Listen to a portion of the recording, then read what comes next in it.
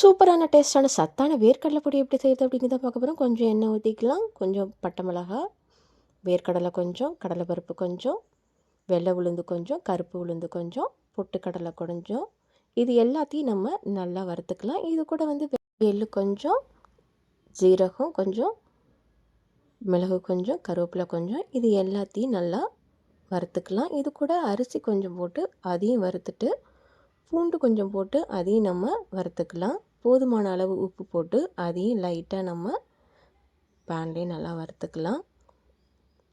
இப்போ இது நல்லா ஆறுனதும் இப்போ மிக்ஸி ஜாரில் போட்டு இதை வந்து நம்ம பொடியாக அரைச்சிக்கலாம்.